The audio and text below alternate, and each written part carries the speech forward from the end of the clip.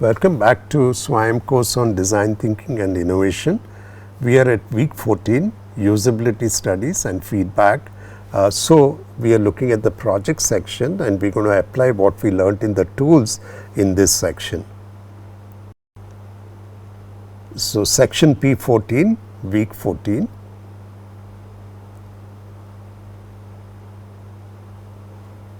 So we look at usability studies, feedback from this to iteratively use it for finalizing the design. So we look at observations, conversations, think-aloud prototype, usability testing. Use all of this in your project. So let's look at observations. Apply observation in your project. Okay. By observation, you collect data information about the design solution. It can be done by the designer or by the user. While the user is interacting with the product, the observation is done by the designer. And then it's documented by taking notes or video or photo. Okay. And there are some examples of it, either children playing with a newly designed toy or the elderly person using a mobile. Those are instances. So this is one way of observation. The other way is that the observation is done by the user itself, okay, before using the design or while using the design or even after using the design. Again, the method is similar, take notes, video or photograph while the user is doing these observations, okay, and it can be used for many instances. So for example, a newly designed sustainable food container or controls of a solar powered fan. Okay, so let's move on to observation. Okay, in terms of the steps involved, finalize the prototype, give the prototype to the user and start observations before using it, while it is being used, and document this feedback. Okay, and that's very important part of it. Okay, let's move on to conversations. Okay, converse with the users before using the product, while using the product, or after using the design prototype. Okay, so each one of them reveals different aspects of it, and you need to take notes and audio record while conversing with the user.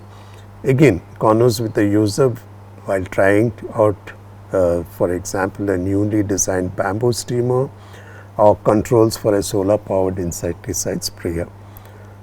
Very simple method.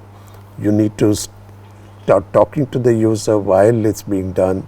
So if you look at the steps, you finalize the prototype, give the prototype to the user, before using it start conversing with him, while it is being used converse with him, and after using it converse with the user, but document all the process, okay, and you can study the documentation and that becomes the summary of your feedback. Let's look at the Think-Aloud Protocol in the design project. Think-Aloud Protocol is also a very simple method. Basically, the user has to talk aloud while interacting with the prototype, describing his actions and reactions, or the characteristics of it, and then you can actually record this or take notes or audio it. Okay, so that becomes the documentation of it.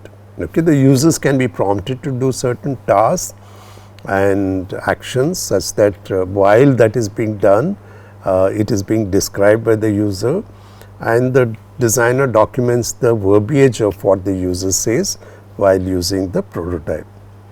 Okay. So it's very useful, simple method.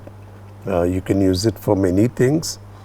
Okay, and you need to take notes or video it or audio record it and play it back again later on and get the feedback from this. Yeah, for example, you can use it for a newly designed TV systems controls or controls for a smart bedroom.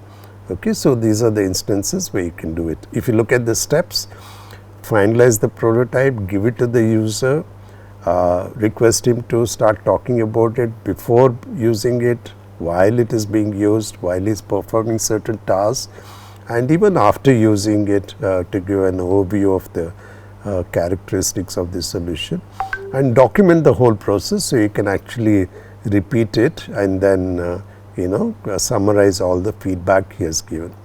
The last section is the usability testing part of it, which is more of a method to measure things. Okay. So, you need to decide what aspects or the characteristics of the prototype need to be tested for usability, okay, and then you need to request the user to use the product and complete a specified task while his reactions are being documented and also measured at the same time. Okay. And of course, like before, best to take notes or video or photo while the user is being tested.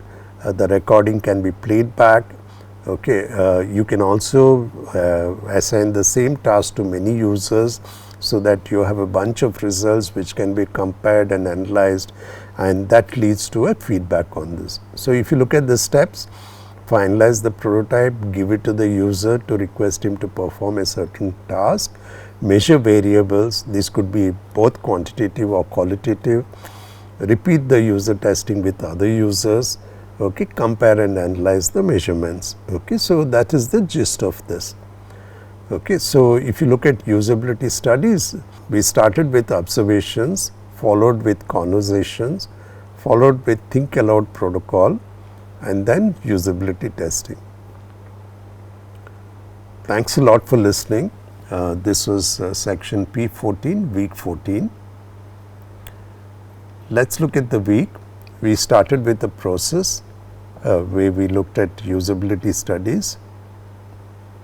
We also looked at the different tools, observation, conversation, Think-Aloud Protocol, usability testing, applied it in the project. Now we are going to look at the case study, redesigning a solar powered cook stove.